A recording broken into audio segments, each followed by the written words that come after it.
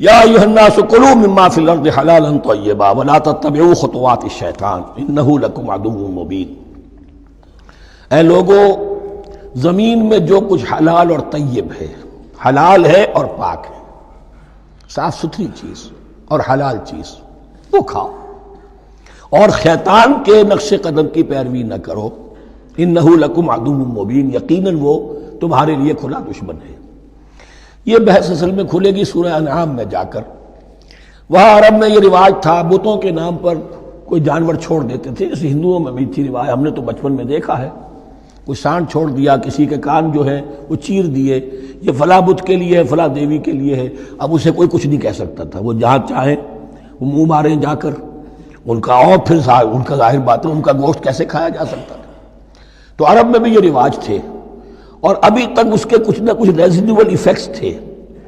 آباء و اجداد کی جو رسمیں چلی آ رہی ہوں وہ آسانی سے جو ہے وہ چھوٹتی نہیں ہیں، کچھ نہ کچھ اثرات رہتے ہیں، جیسے آج تک ہمارے ہاں ہندوانہ اثرات موجود ہیں۔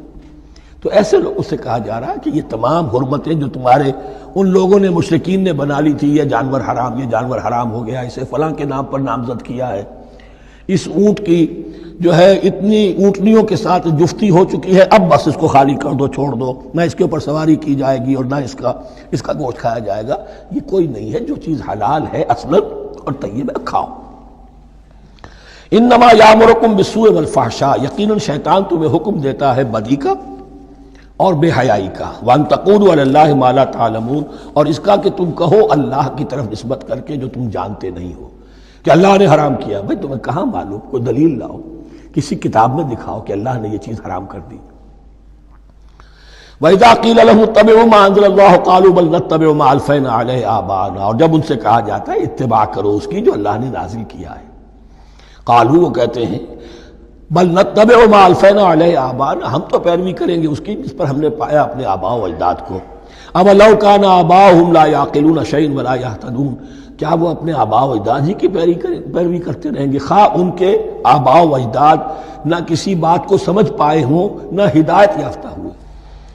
میں نے عرض کر دیا تھا کہ سورہ بقرہ میں جہاں دعوت تیسرے رکوع کی پہلی آیت شروع ہوئی، یا ایھا الناس اعبدوا ربکم الذی خلقکم والذین من قبلکم لعلکم تعقلون، وہ بھی تو مخلوق تھے جیسے تم مخلوق ہو، تم سے خطا ہو سکتی ہے، ان سے بھی ہوئی، تم غلطی کر سکتے ہو، انہوں نے بھی کی۔ ومثل الذین کفروا کمثل الذی ینطق بما لا یسمع الا دعاء ونداء۔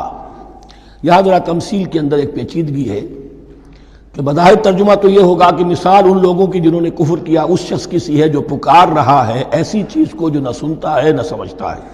ہاں یہ پتہ چلتا ہے کہ کچھ پکار رہا ہے، جانور ہوتے ہیں انہیں اور کیا سمجھ میں آتا ہے۔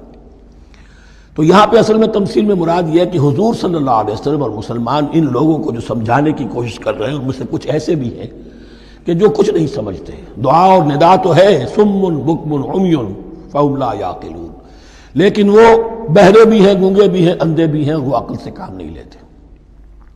یا ایھا الذین آمنوا کلوا من طیبات ما رزقناکم، اے اہل ایمان کھاؤ ان تمام پاکیزہ چیزوں میں سے جو ہم نے تمہیں دی ہیں، واشکروا للہ، اللہ کا شکر ادا کرو، ان کنتم ایاہ تعبدون، اگر تم واقعتاً اسی کی عبادت کرنے والے ہو۔ جیسا کہ میں نے عرض کیا سورہ الانعام میں یہ ساری چیزیں آئیں گی اور تفصیل سے۔ انما حرم علیکم المیتۃ والدم ولحم الخنزیر وما اہل بہ لغیر اللہ، بنیادی طور پر اللہ تعالیٰ نے وہ کھانے کے جو اہل عرب میں اس وقت رائج تھے ان میں سے 4 چیزوں کی حرمت کا اعلان کیا ہے بار بار، مکی صورتوں میں بار بار ہوا ہے اور یہاں پھر یہ مدنی صورت کے اندر گویا کہ آخری بار۔ انما حرم علیکم المیتۃ، اللہ نے تم پر حرام کیا مردار کو، جو اپنی آپ موت مر گیا، ذبح نہیں کیا گیا، والدم، اور خون حرام ہے، نجس ہے۔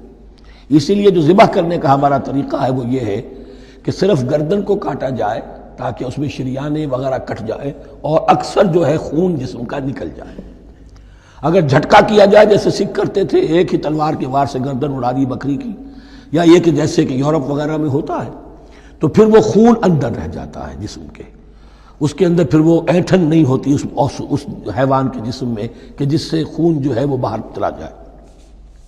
تو وہ لحم الخنزیر، اور تیسری چیز ہے خنزیر کا گوشت، اور چوتھی چیز وما اہل بہ لغیر اللہ، اور وہ کہ جس پر پکارا گیا ہو کسی کا نام اللہ کے سوا۔ اب اس میں ایک چیز تو یہ ہے کہ جسی شے کو ذبح کرتے ہوئے کسی بت کا، کسی دیوی کا، کسی دیوتا کا تذکرہ کیا، وہ تو حرام مطلق ہو ہی گیا، اس کا گوشت کھانا حرام مطلق ہے۔ لیکن اسی کے تابع یہ ہوگا کسی بزرگ کا قرب حاصل کرنے کے لیے اس کے مزار پر لے جا کر وہاں ذبح کیا جا رہا ہے۔ پوچھیں گے تو ہم تو اللہ کے لیے ذبح کر رہے ہیں، تو اللہ کے لیے تو اپنے گھر میں بھی کر سکتے تھے ذبح، یہاں کیوں لائے ہو؟ اس کو تم نے کسی اعتبار سے اس صاحب قبر کا جو ہے اس کا تقرب حاصل کرنے کا ذریعہ بنایا۔ یہ چیزیں بھی اسی کی تابع ہو جائیں گی۔ اللہ کے لیے کرنا تو ہر جگہ کر سکتے ہو، ہم تو صرف ایصال ثواب کے لیے کر رہے ہیں، تو اپنے گھر میں بیٹھ کر کرو گے تو کیا ایصال ثواب نہیں ہو جائے گا؟ ٹھیک ہے اللہ، ہم یہ خرچ کر رہے ہیں، ہم نے یہ جانور ذبح کیا ہے تیرے لیے، اس کا ثواب جو ہے فلاں کو پہنچا دے۔ یہ ہے چار چیزیں بنیادی طور پر۔ فمن اضطر غیر باغ ولا عاد، ان میں بھی ایک رعایت ہے، اگر کوئی مضطر ہو گیا ہے، مجبور ہو گیا ہے، جان نکل رہی ہے اور کوئی شے کھانے کو نہیں، لیکن دو شرطیں پوری ہو، غیر باغ ولا عاد، وہ اس حرام کی طرف رغبت نہ رکھتا ہو اور نہ جو ناگزیر حد ہے جان بچانے کی اس سے آگے بڑھے۔ صرف جان بچانے کے لیے مردار کا گوشت بھی کھا سکتا ہے، سور کا گوشت بھی کھا سکتا ہے، جو بھی چاہے جان بچانے کے لیے، یہ رخصت ہے، لیکن اس شے کی طرف کوئی رغبت المیلان طبیعت میں نہ ہو۔ یہ اللہ تو جانتا ہے، اگر تو معاملہ اس سے ہے تو اس سے تو چھپی ہوئی بات نہیں، اور جتنا ناگزیر ہے جان بچانے کے لیے اس سے آگے نہ بڑھے۔ فلا اثم علیہ، ان دو شرطوں کے ساتھ جان بچانے کے لیے حرام چیز بھی کھائی جا سکتی ہے۔ ان اللہ غفور الرحیم، یقیناً اللہ غفور الرحیم ہے۔